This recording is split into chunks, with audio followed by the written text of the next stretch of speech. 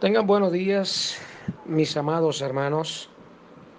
En este domingo 24 de mayo del 2020, estamos contentos en Dios de saber que a pesar de todas las circunstancias, Él nos ha bendecido. Declaro bendición en esta mañana a cada uno que está escuchando y que como de costumbre, pues estamos limitados a recintos pequeños para llevar de alguna manera nuestra adoración a Dios.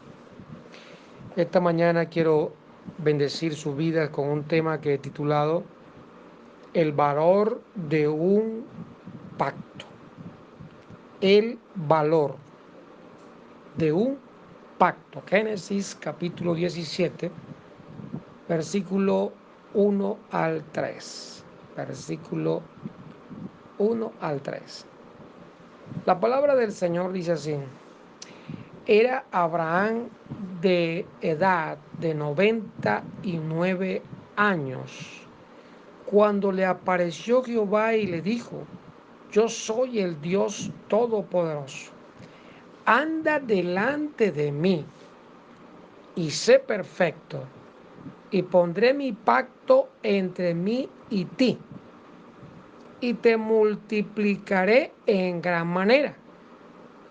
Entonces Abraham se postró sobre su rostro, y Dios habló con él diciendo.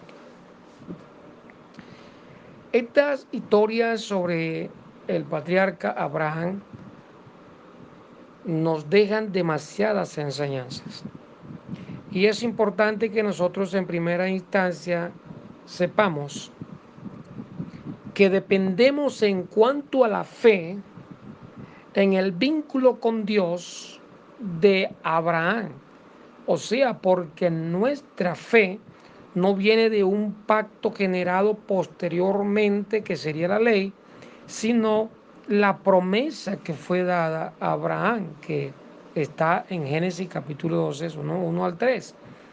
En el capítulo 12 dice: Pero Jehová había dicho a Abraham: Vete de tu tierra y de tu parentela y de la casa de tu padre a la tierra que te mostraré.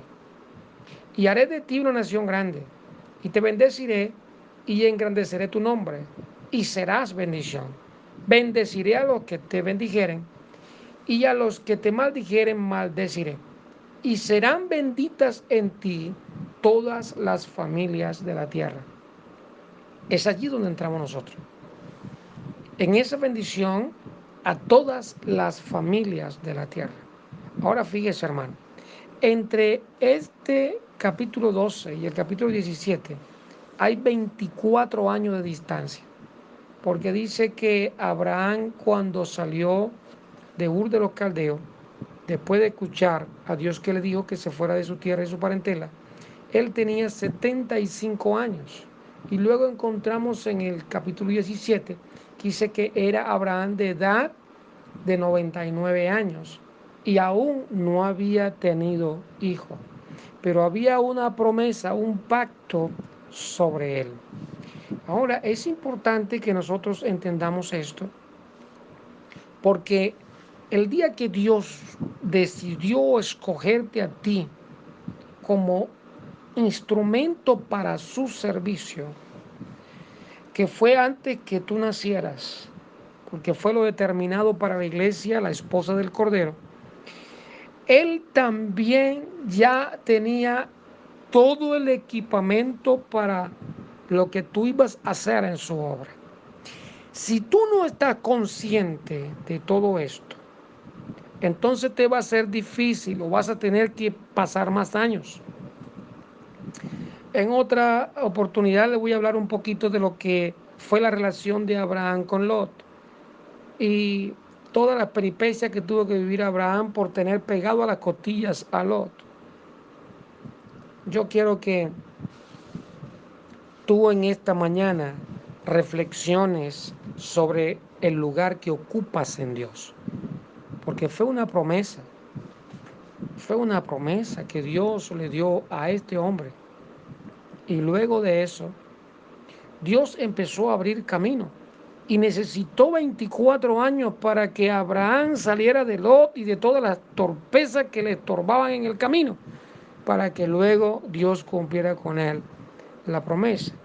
Así que, amados hermanos, yo quiero que nosotros hoy reflexionemos sobre lo que es en realidad el valor de un pacto.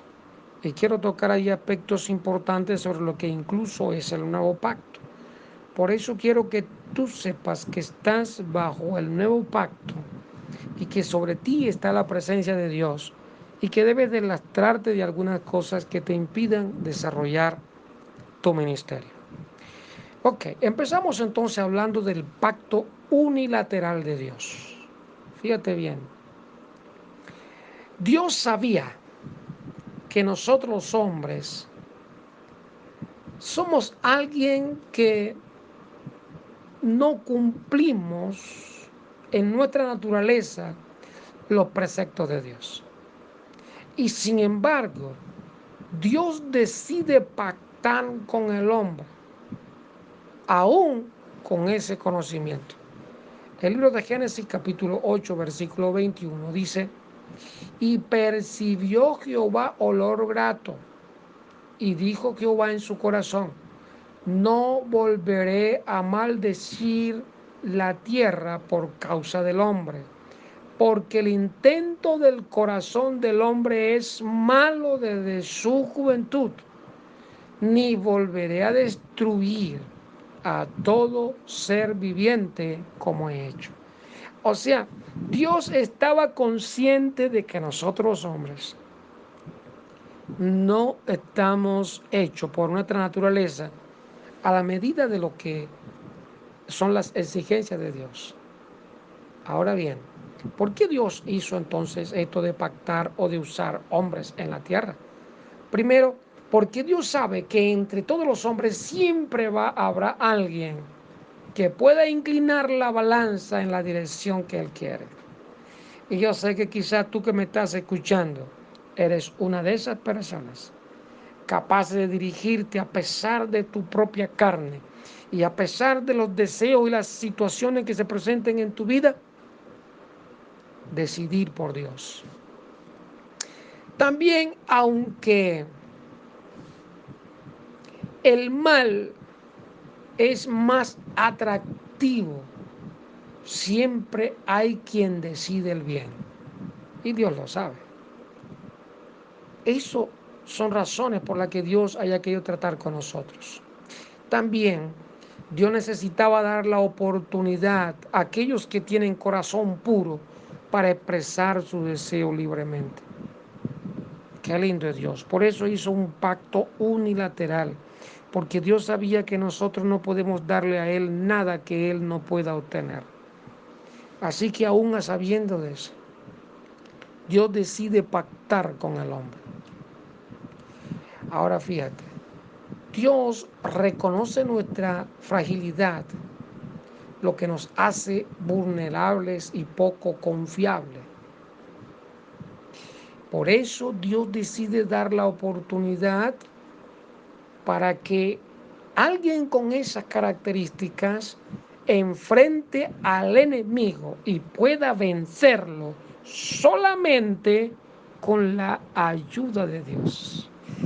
Qué lindo es el Señor. O sea, el Señor se engrandece ver cuando alguien como nosotros, completamente frágil, pueda derrotar al enemigo solamente porque contamos con la ayuda de Dios. Alabado sea el nombre del Señor. También era necesario que Dios demostrara que todo lo que Él ha hecho es bueno. Por eso, hermano querido, indistintamente de la condición que una persona esté viviendo, en su formación inicial, Dios lo hizo bueno. Quizás se haya pervertido, quizás haya cambiado su rumbo, etcétera.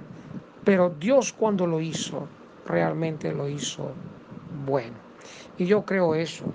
Yo sé que aún para aquellos que tienen complejo de culpa por cuantas cosas que hayan hecho, en esta mañana yo declaro la palabra que rompe toda malicia que el enemigo haya puesto en tu mente para hacer que tú regreses verdaderamente al camino. Ahora fíjate, en todo esto, Dios arriesgaba el honor de su imagen. Porque fíjate,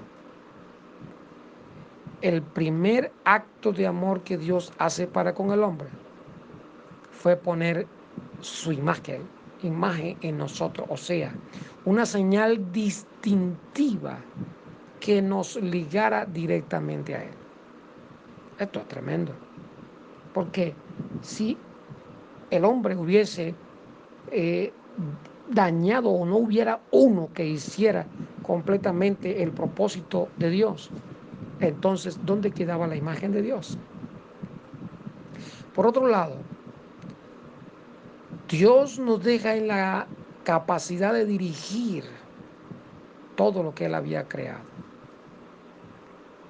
Es impresionante lo que Dios hizo, solamente para demostrar, no solamente al enemigo, sino para que nosotros entendamos todo lo que Dios puede hacer con nosotros. Ahora, para que una persona pueda llegar al término de sus días cumpliendo las cosas que Dios hace o ha determinado con él, es necesario que tenga ciertas características.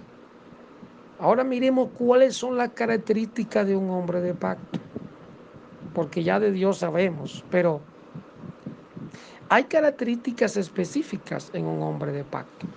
Vamos a tomar como referencia a Abraham, porque este hombre nos da un gran ejemplo de lo que es un hombre de pacto. En Génesis 17, 22 al 27 dice: y acabó de hablar con él, y subió Dios de estar con Abraham.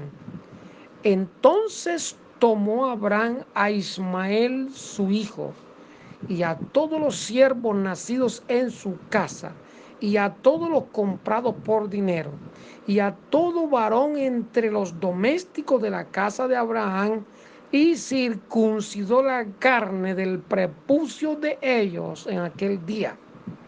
Pero aquí dice, en aquel mismo día, como Dios le había dicho. Era Abraham de edad de 99 años cuando circuncidó la carne de su prepucio, e Ismael, su hijo, era de 13 años cuando fue circuncidada la carne de su prepucio. Él, en el mismo día fueron circuncidados Abraham e Ismael, su hijo, y todos los varones de su casa, el siervo nacido en casa, el comprado del extranjero por dinero, y fueron circuncidados con él. Alabado sea el nombre del Señor. Dios en el pacto, en el momento que Dios trata con Abraham y le da el pacto, le pone como señal de pacto la circuncisión. Y Abraham no esperó al día tal o cual o que la luna llena, etcétera, para ejecutar lo que su Dios le había dicho. Una persona de pacto, un hombre de pacto, una mujer de pacto, es alguien que es obediente. Una persona de pacto es obediente a Dios, aunque lo que Dios le diga no encaje en su lógica. Porque aquí no se trata de lógica, se trata de Dios. Alabado sea el nombre del Señor. Aquí, así que yo te digo en esta mañana, no importa lo que tú pienses de lo que no entiendes o de las cosas que te parecen extrañas, si Dios lo ha dicho y tú eres una persona de pacto, solamente obedece y cumple lo que te ha dicho. Otra característica aquí es la diligencia. Abraham no dejó para otro tiempo lo que tenía que hacer. Inmediatamente Dios dejó de hablar con él y él salió, reunió su casa y enseguida tomó a todo varón y lo circuncidó. Alabado sea el nombre del Señor. Hay otra cosa linda aquí en cuanto a lo que es la característica de una persona de pacto o alguien que es fiel a Dios en lo que Dios ha pactado con él. Acuérdate que el pacto es unilateral, o sea que tú no lo haces con él, pero que él decidió hacerlo contigo. Y por eso tú estás en los caminos de Dios, porque en su grandeza él decidió que tú formaras parte de su pacto. Ahora yo no sé si tú tienes estas características, pero lo que sí sé es que la vas a obtener si en el caso que no las tengas, a fin de que puedas cumplir. No importa cuántos años tengas que durar, pero cumplir con lo que Él ha determinado contigo. Entonces vemos otra característica y es una claridad de propósito. Una persona de pacto tiene claridad que lo que conviene hacer es lo que Dios dice. Aleluya, qué maravilloso esto. Lo que conviene hacer es lo que Dios dice, aunque no me guste. Aleluya. Estaba tan claro que cuando le pide que lleve a su hijo para que lo sacrifique, a él no le importó. Y fue y llevó a su hijo para eso. Porque está claro en el propósito. Yo no sé cuánta claridad tengas tú del propósito de Dios contigo. Pero déjame decirte, porque estemos en una cuarentena, eso no quiere decir que al no asistir a la congregación porque estás en un grupo o porque estás en tu casa, vas a olvidarte del principio que Dios estableció contigo en cuanto a la oración y en cuanto al trabajo que tienes que desarrollar en Dios. Si tú eres una persona de pacto, no quiere decir que ahora te abandonas de Dios hasta que puedas regresar a un lugar de congregación. Alabado sea el nombre de Cristo. Una persona de pacto se levanta contra todo lo que sea contrario a la orden que recibió de su Dios. Pablo lo dijo claramente en 2 Corintios 16. Y dice, estando prontos para castigar toda desobediencia cuando vuestra obediencia sea perfecta. Alabado sea el nombre de Cristo. Qué grande es una persona de pacto. Una persona que entiende que ha llegado a Dios porque está bajo el nuevo pacto. De eso te voy a hablar también. Y por último, en esta parte quiero que entiendas que una persona de pacto establece una cultura semejante a la que mueve los principios de Dios. Ay, te voy a repetir esto. Establece una cultura semejante a la que mueve los principios de Dios. Una persona de pacto no permite que en su casa se ejecuten cosas que van contrarios a Dios. Porque en su casa está la cultura del reino de Dios. En su vida gobierna también los principios eternos de nuestro Padre. Así que una persona de pacto tiene características muy importantes. Pero quiero decirte algo. Si Dios te escogió a ti, es porque Él sabe que tarde o temprano tú estarás cumpliendo lo que Él ha determinado contigo. Gracias, Señor, porque yo sé que cada uno que está aquí en esta mañana está entendiendo lo que tú le estás diciendo a través de esta palabra. Oh, glorioso Padre. Rabashokamayas. Tu presencia sobre cada vida esta mañana, Señor. Digno de gloria y de honra. Ahora vamos a hablar un poquito sobre el nuevo pacto. ¿Por qué la necesidad de un nuevo pacto? Fíjate bien. El objetivo propuesto por Dios fue mal interpretado por el hombre. ¿Cuál era el objetivo propuesto por Dios? Llevar al hombre a aborrecer al pecado. Te voy a explicar esto. Fíjate, lo que Dios intentó es mostrar cuán feo era el pecado para con él.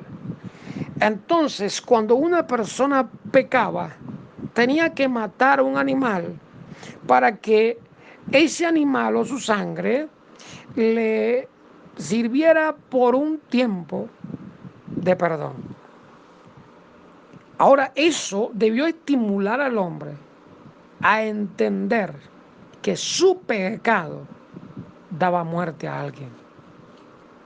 Pero el hombre no interpretó de esta forma, sino que consiguió en ello como una vía de escape. Y de modo que entonces pecaban y ya tenían un animal para matarlo. O sea, le importaba tres pepinos quien tuviera que entregar la sangre por causa de él. Fue mal interpretado el propósito. Lo que Dios buscaba es que el hombre se diera cuenta que su pecado acarreaba muerte. Su pecado traía muerte. Y eso no lo entendió así. De tal manera que cuando Cristo vino y llegó al templo, encontró a la gente vendiendo tórtolas y palominos para que aquel que había pecado viniera. Ni siquiera tenía el trabajo de buscarla, sino comprarla allí porque para salir de un pecado. Era necesario un nuevo pacto. Porque aquel pacto no se había entendido. Ahora, ¿por qué era necesario un nuevo pacto también? Porque al no ser comprendido el objetivo del antiguo pacto, ese pacto se hizo inviable.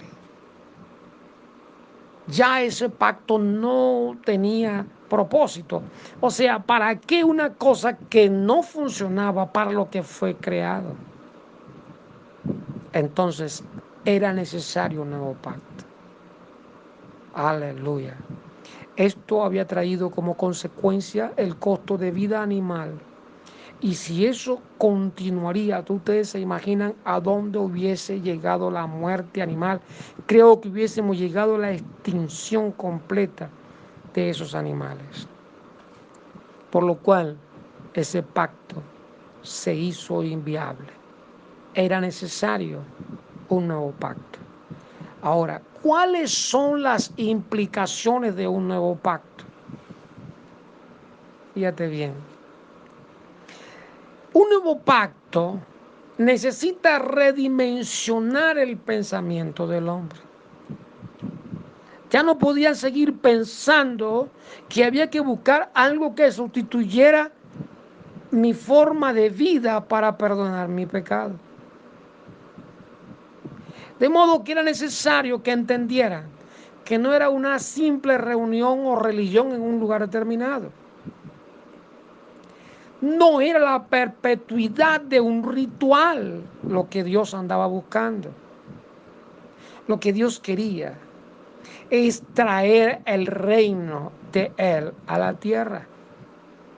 De modo que el pensamiento del hombre en el nuevo pacto tiene que ser redimensionado conforme a lo que Dios estableció en un principio. Por otro lado, las implicaciones de un nuevo pacto nos llevan a alcanzar el propósito de Dios en la tierra, o lo que es el propósito eterno de Dios. ¿Y cuál es el propósito eterno de Dios? Gobernar todas las cosas desde la perspectiva de Dios. O sea, que los que estamos en un nuevo pacto, ahora nos movemos en el mundo, gobernando y controlando las cosas que están en el mundo, no desde la perspectiva del mundo, sino desde la perspectiva de Dios. Ahora fíjate, por eso en el nuevo pacto, Dios nos pone el Espíritu Santo que mora en el hombre, para que el hombre pueda hacer su voluntad. Alabado sea el nombre del Señor. Y por otro lado, lo que Dios se propone es traer su gobierno a la tierra, o sea, el cielo a la tierra, a través de una generación de personas que, siendo perfeccionado su pensamiento, vivan conforme al propósito eterno. Qué maravilloso eres, Dios.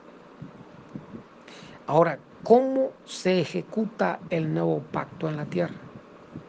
Lo que sería el ejercicio de la manifestación de los hijos de Dios. Oye, amado querido, que estás aquí, quiero que entiendas en tu mente y en tu ser, en toda tu vida, lo importante que es la ejecución del propósito eterno de Dios a través de ti. Eso implica que tienes en primera instancia que entender el propósito de Dios, lo que es el propósito eterno. Tienes que aprender a entender qué es lo que Dios quiere, porque nosotros, cada uno de nosotros, como un miembro del cuerpo, donde Cristo es la cabeza, tiene una función, por lo cual tú no puedes moverte en cualquier área, sino en el área que le corresponde a tu función. Por ejemplo, un dedo de la mano no se puede estar inmiscuyendo en la función de un dedo del pie por el simple hecho de que sean dedos. Porque los dedos del pie tienen una función y los dedos de la mano tienen otra función. Por tal razón, cuando cada uno ejecuta la función que le corresponde, entonces el cuerpo funciona perfectamente. Alabado sea el nombre de Cristo. De ahí la necesidad de entender el propósito eterno. No te consideres una persona pequeña ante Dios, porque dentro de ti está el Espíritu Santo. Y la función para la que Dios te creó, esa la vas a cumplir y la vas a cumplir perfectamente. Porque yo sé que el que te llamó te dio la capacidad para alcanzarlo. Oh, aleluya, yo declaro la gloria de Dios en tu vida en esta mañana. Porque tú no te irás de la tierra sin cumplir ese propósito. Alabado sea el nombre del Señor. Algo también importante en la ejecución de la manifestación de los hijos de Dios es operar en las esferas del pensamiento divino. Ay, papá, te lo digo de nuevo. Operar en las esferas del pensamiento divino. Fíjate, hermano. La mayoría de las personas y a través de la religión, la gente ora a Dios, clama, pide. Es más, algunas personas, Señor, ¿dónde estás metido? Que yo no te veo. O sea, se han hecho un pensamiento de que son una miseria, que necesitan, que etcétera, etcétera. No, no, no, no, no, no, no. Tú fuiste creado hijo. El día que tú llegaste al Señor, te hiciste hijo, heredero de todo lo que es de Dios. Por lo cual, cuando tu pensamiento se alinea al pensamiento divino, tu accionar en la tierra obedece es a un príncipe de Dios y no a una persona arrastrándose en dificultades como el diablo quiere verlo. Así que yo hoy restauro lo que de Dios es dado para ti. Aunque tu entendimiento en este momento no lo haya tenido claro, yo lo declaro en tu vida hecho. En el nombre de Jesús. En esta mañana eres empoderado en todo lo que a ti te toca en cuanto al reino de los cielos. Y por último, tenemos que ver con lo que es la consolidación en la ejecución del reino de Dios. O sea, en el ejercicio de la manifestación de los hijos de Dios está involucrado el establecimiento y la ejecución del reino de Dios. ¿Quién puede ejecutar previamente, antes del gobierno eterno de nuestro Señor Jesucristo, visible en la tierra, aquí en este momento? Los que previamente a ese momento fueron llamados, nosotros, la iglesia. Por eso nuestra responsabilidad está en consolidar ese reino, por lo cual tienes que moverte en la presencia de Dios. Y esto viene de tu tiempo apartado con Él, de tu intimidad con el Padre, del tiempo que dedicas en lo personal a inquirir de las cosas de Dios. Y una vez que esto ocurre, entonces externamente empiezas a manifestar los milagros y todas las cosas que han sido determinadas por el Espíritu para que operen a través de ti. Así que en esta mañana yo declaro en tu vida que el reino de Dios va contigo donde quiera que llegues. Por eso Cristo dijo, el reino de los cielos no vendrá por aquí ni por allá. El reino ya está porque Él estaba allí.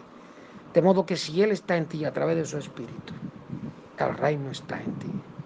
Alabado sea el nombre del Señor. Maravilloso eres, Padre. Yo quiero que por un instante te pongas en tus pies y cierra tus ojos allí, porque esta mañana va a ocurrir algo importante en tu vida. Esta mañana va a haber un cambio en tu mentalidad. Esta mañana Dios trae a tu cabeza, a tu mente, a tu entendimiento, a tu pensamiento, los pensamientos de Él. Y tú vas a empezar a operar conforme a lo que Él ha establecido para ti. Señor, en el nombre de Jesús, pongo a cada uno que ha escuchado este tema en tus manos ahora. Le ordeno a todo pacto que haya hecho con las tinieblas o con cualquier otra deidad espiritual, ahora mismo la he hecho fuera de él. Y declaro, Padre mío, que tu pensamiento y el propósito que estableciste para él se hacen visibles en él, en el nombre de Jesús. Se hacen visibles ahora en él, en ella y en todo el que está escuchando este tema. Yo declaro que llegó el momento de la manifestación de los hijos de Dios, por lo cual no operaremos de acuerdo a las leyes de este mundo, sino a las leyes del reino.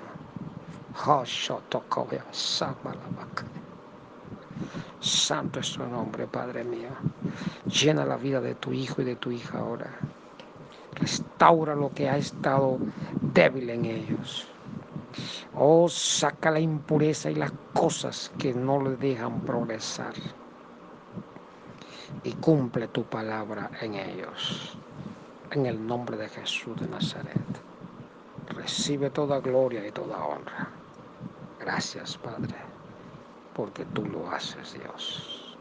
En el nombre de Jesús. Amén. Bien, amados, quiero bendecir sus vidas y recordarles que ya estamos muy cerca de volver a nuestra sede. También quiero decirles que habrán algunos cambios al regresar a la sede porque el mundo ha cambiado. Voy a tomar algún día para informarles sobre algunos de estos cambios para que ustedes estén preparados.